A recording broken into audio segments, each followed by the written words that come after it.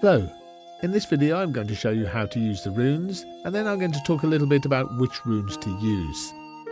Learning the runes will be a very quick overview, but it should be enough to get you started. So let's get straight into the video.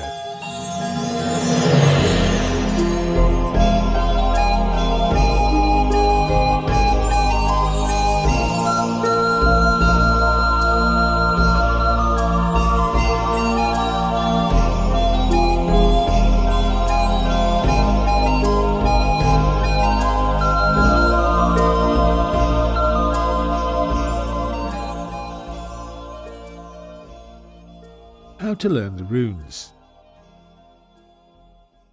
I'm going to show you here in the next 5 minutes or so how to learn the runes for divination purposes and how to give readings. This is a skill that takes years to master, but I think I can cover the basics here in just a few minutes. The best thing is you don't even need a set of runes to do it. So first, learn the runes and their meanings.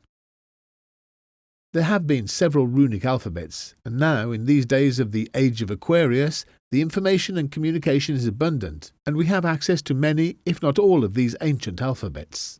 Some are more common than others. Basically, without getting too deep into the subject, the runes that are most commonly used for divination and magic spells are the runes of the Elder Futhark. These are the runes we shall be using. They consist of 24 different runes or letters. Each rune represents certain energies or forces. These energies can be observed in nature and in our own lives and culture. For example, the energy of ice is represented by the rune Isaz. Ice in itself is not an energy, but it refers to a situation. This is the situation of being frozen, a time of non-movement, a time when the inhospitality of nature makes it impossible for us to move forward, or even backward.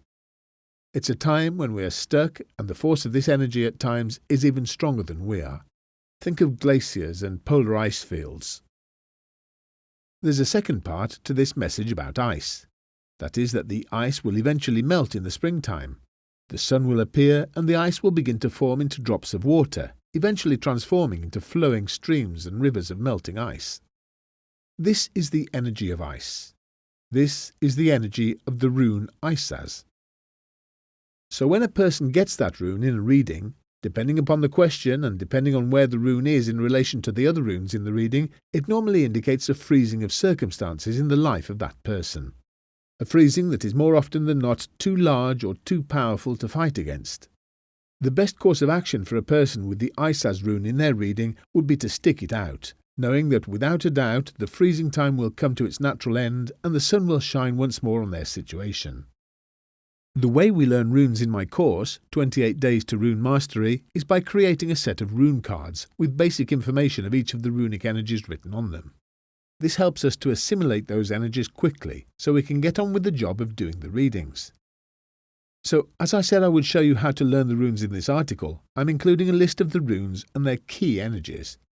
Please be aware that the energies of each rune are much more complex than what is written here in this list, and if you want to be able to give effective readings, you will need to study them a little more deeply. Fehu, wealth and finances. Uruz, strength, tamed power. Thurisaz, barrier or protection. Ansuz, communication. Rado, journey. Kenaz, insight or knowledge. Gebo, gift, exchange. Munjo, joy. Hagalas, hail or destruction. Naudis, need. Isaz, ice or freezing. Jera, harvest, cycle. Iwaz, creativity. Perthro, luck, ideas. Algis, protection. Sowilo, sun or goals. Tiwas, sacrifice and strength. Berkana, mother, nurturer. Ewas, partnership, union. Manaz, uniqueness. Lagus, water. Ingwas, seed or potential. Dagas, wake up, transformation. Othala, home. To read the runes there are several methods you can use, from the ancient rune casting to using the runes in spreads similar to tarot card readings. The rune casting method involves taking a handful of runes and throwing them up into the air and seeing which rune lands where in relation to the others. There are actually many different ways to do this. Some use all 24 runes, some just use a few. Some interpret the runes as having reversed meanings if they're faced down, and others discard the runes that are faced down. Some even pay attention to the angle at which they land.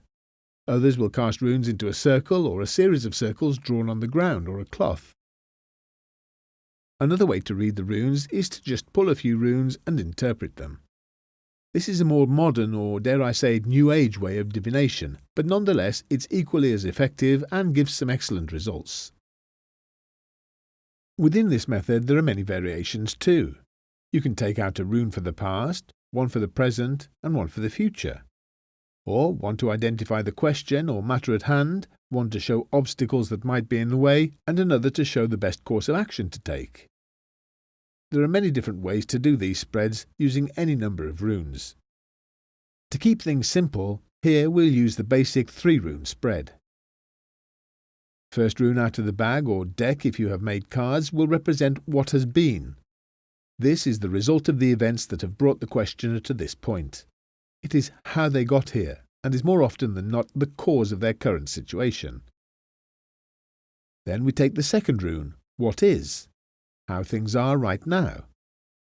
You might think that this will be even more obvious than the rune representing the past, but to see this from a different perspective is often extremely useful and can in itself bring some incredible insights to the questioner.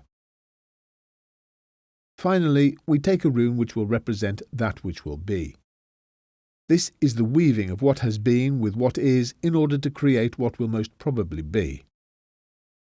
Now, this isn't set in stone, excuse the pun. We all have free will, and the reading is just showing us the probable outcome of the situation if we do nothing to change it. This in itself can be useful, as sometimes the warning of an undesired future is just what we need to avoid it from happening. At other times we're grateful and will carry along our path so the indicated conclusion of the reading will come to pass. Get to know the runes, ideally find out more on the meanings of each and meditate on each one. Practice doing readings for yourself and for your family. The next part of this video will be on which runes to use and where to get them. If you'd be interested in learning more about the runes and learning to give rune readings, check out the course 28 Days to Rune Mastery, now available at runereaders.com. There are several runic alphabets. The principal ones are the Elder Futhark, the Younger Futhark, and the Anglo-Saxon runes, or Futhark. For divination purposes, giving rune readings, the most appropriate and most common ones are the runes of the Elder Futhark. These are the runes that I teach in my course 28 Days to Rune Mastery. If you're thinking of getting a set of runes, then this is the runic alphabet you need to get. What different types of rune sets are there? Well, there are many different types of materials that have been used in the creation of runes. The most popular and most traditional are wood, stone and bone, though you can also find runes made from horn, clay, paper or card, a variety of gemstones, glass, plastic, metal and more.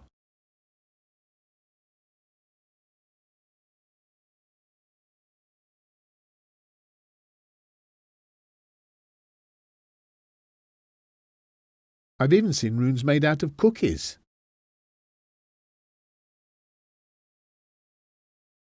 Is my rune set good enough to learn with? Does the material really make any difference in the long run? Well, yes and no is the answer to that. Essentially, it doesn't matter if you have the runes written on scraps of paper or delicately carved into pieces of stone. The energies portrayed by the runes remain the same. The rune itself is the symbol and not the piece. On the other hand, care should be taken, as when the runes are created, they can be created and infused with vital energy, or not. Traditionally, runes are best carved from living wood, That is, the wood of a tree that is still alive, not dead wood. The runes are supposed to hold a more magical power that way. Also, when the person who is carving the runes infuses them with bodily fluids or blood, it's supposed to give a deeper understanding at the time of reading. Runes made of quartz crystal are pretty and hold energy for sure, but as quartz is a natural energetic amplifier, at times the quartz can amplify the runes that represent troublesome energies. Also, the more they are used, the more the crystals absorb the mixed energies after every reading done with them. Obviously, these runes need to be cleansed regularly, but this in itself is a problem worth bearing in mind. Runes on metal are heavy and difficult to cast indoors. Clay runes can be fragile and chip or break when they're being drawn. And cookie runes are difficult to use because you end up eating your readings. My personal favourites are the most traditional and standard, stone and wood. There are some very beautiful rune sets available on Etsy.com, and there are some very inappropriate ones too. If you're going for aesthetics and good workmanship and a high price is not a problem, then I recommend that you take a look at Fehu Crafts. The price for one of these fantastic centerpiece sets is actually quite a bargain at around $120 or less. Most other sets will cost you around the $20 mark. The absolute best runes of all. If you're thinking of getting some runes, then I highly recommend that you spend some time studying the runes first and then create your own personal rune set. This is so much more powerful than any other set that you can purchase. In my course, 28 Days to Rune Mastery, we learn the runes first on pieces of card, and then, once we're giving readings, we can think about creating our own runes. Creating your own rune set serves a double purpose. Firstly, you get the runes you want on the material you want. But more important than that, you go through the process of getting to know each rune in depth as you're creating it. The technique is to study a single rune, meditate on it, observe its energies as they manifest in your life and in the lives of those around you. You can spend a week or a month on each rune, really getting to know it. At the end of several weeks or months, you end up with a complete rune set and a complete inner comprehension of each rune, ready to give some expert rune readings with your very own runes. Would you be interested in learning more about the runes? Would you like to give rune readings with confidence? Check out my interactive rune course, 28 Days to Rune Mastery.